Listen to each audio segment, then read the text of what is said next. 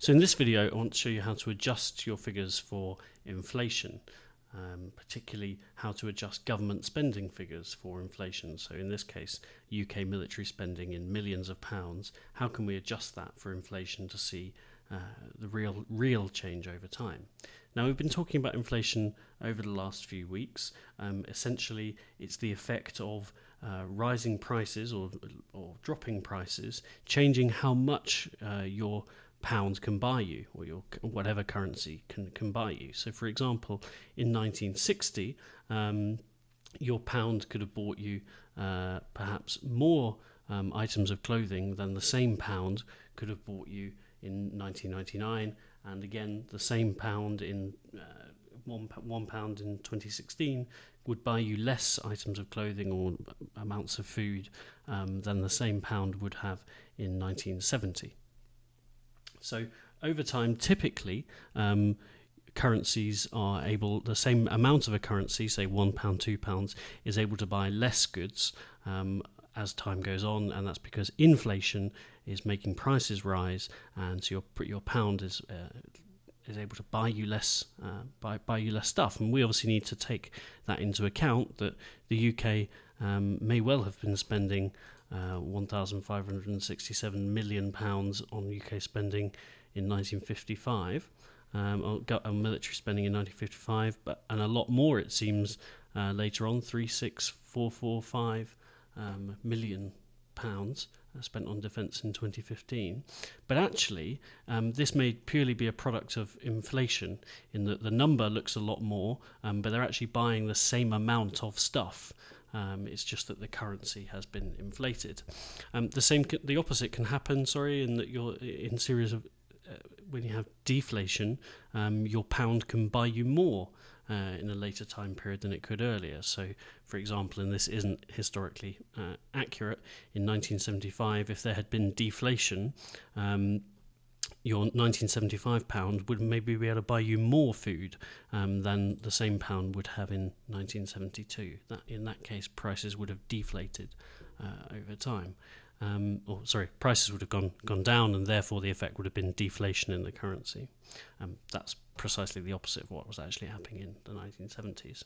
So how do we take account, essentially, of inflation or deflation over time?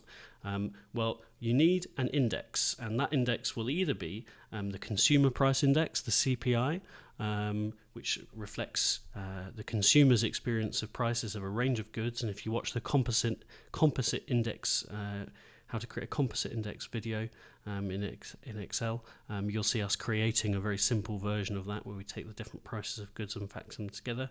It could be the retail prices index, which just does it from the perspective of people selling stuff, so how much is actually how much different companies say they're selling their goods at. You can get other ones which are measuring the prices of particular types of goods. So, for instance, there's a breakdown of the CPI into kind of price of second-hand cars, number of different models that go into making that, or it could be from the producer's perspective, how much is it costing them to make different things. When we're talking about government expenditure, the one that we tend to use is something called the GDP deflator, and you can just type this into Google and you'll get the series for it. When I downloaded the file, it looks like this. So we didn't want this because this is the financial year. We wanted it by calendar year for this example. And this is the index. I ignored the percentage change in cash millions. I just took the GDP deflator index. Could tell it was an index because it had 2015 set as its base year.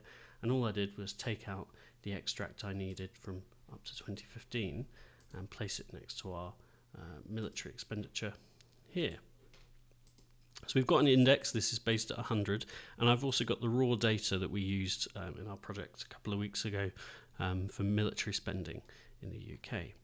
Now, the simple way to do this is to construct an index of UK military spending. So I'm going to construct a new column there. I'm going to call this UK military spending index, and you did this a couple of weeks ago. So our base year for our deflator series, our GDP deflator series, the thing that's going to tell us how much prices were going up or down, that's set to 2015. So it'd probably be a good idea to set our index for our UK military spending to 2015 as well. So I'm going to take the cell to construct an index. I'm going to open some brackets up and take the cell in B3. There we are, our first figure. And we're going to divide that by the cell in our base year, which was B63. Great. Close the brackets, and we multiply by 100 to get a nice index number.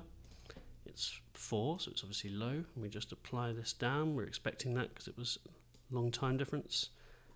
And so immediately I've made an error, and I'll leave this in the video so you can see that it's not just amateurs who make mistakes on this. All I've got to do is I haven't fixed the cell reference, have I, to B63 there. So I need the cell it to always be taking it from the base year. So I've fixed it using a $sign there. If I press enter, you'll still get 4, but when we apply down, we should get the correct number. Yeah, so that's great. And the reason we're at 100, even though the values are slightly different from the base year, is because actually, if we were to put the percentage, we'd see that actually, if I put the decimal places up, we'd see there was actually a very slightly less number. So this is rounded off, basically, is all I'm saying, is why we're getting some similar figures here. But that's okay. Excel, remember, knows behind this that it's rounded off. It knows what the real number is if we're going to use it in any calculations. So, okay then, so now we've got our index, but this isn't adjusted for inflation yet. So we need another index next to it for military spending that's going to be adjusted for inflation, which is the whole point of doing this. So we'll call that the real index UK military spending. And we should put our base year in for good practice really on both of these. So 100 equals 2015. Make some space.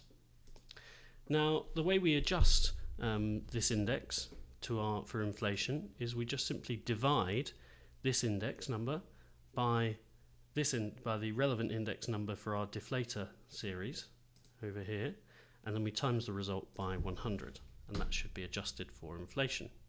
So I'm going to take C3, typing things in lazily today, I need some brackets for my own help, and E3. The corresponding one over there, and then we're going to multiply that by 100. Don't need to worry about fixing the cell references here because it's applying horizontally to the relevant index values for each year. And we get 98, which already suggests that when we adjust for inflation, that spending perhaps wasn't so far off as we predicted. So as our unadjusted index would suggest. So we adjust down, yep, we're still getting 100 for this here, which is what we'd expect. Base year should have 100 for all your indices.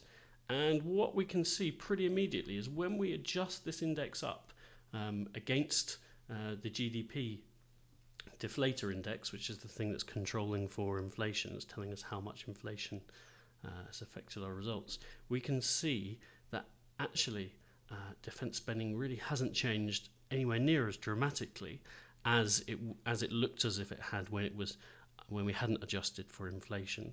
Here we're talking about an index number of 4 compared to our base year of 100, whereas actually when we adjust this figure for inflation, strip out the effects of inflation on this figure, our index goes up to 98.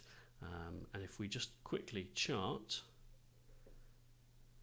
these, okay, it's a line graph.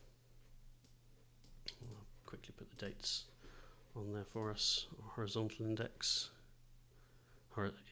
horizontal axis. There we go, and we'll add another series in for the unadjusted figures.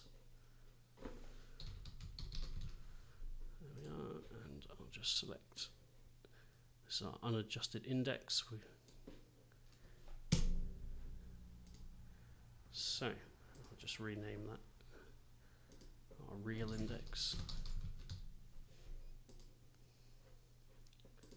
So there we go. UK military spending then looks pretty different as if we adjust for inflation. I'll just put a legend on there so we can see.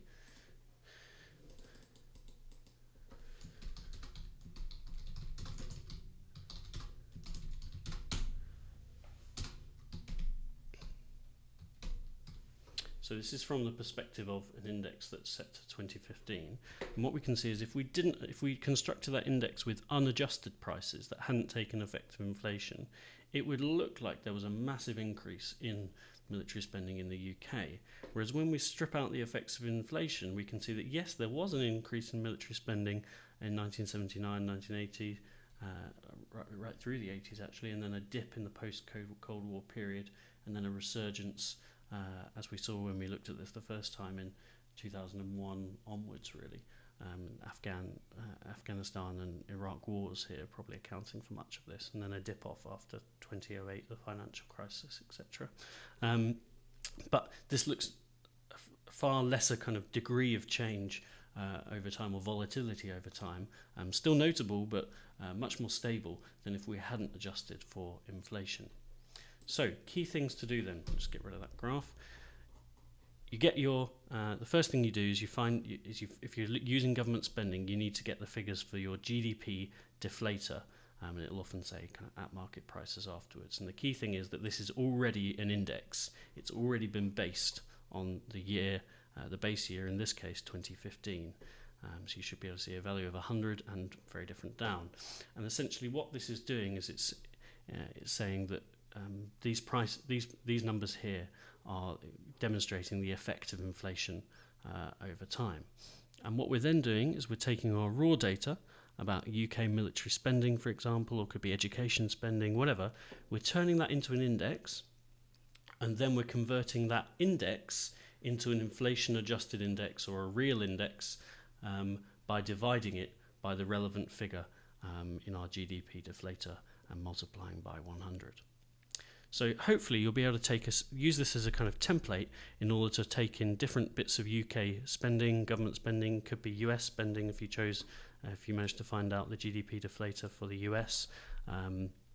If you were doing this with something that was more to do with prices, so you were looking at the price of a cinema ticket or something over time and you wanted to adjust for inflation, then I think you'd be better off using, as your deflator, you'd be better off using a prices index, either CPI or RPI, which I can show you how to get hold of.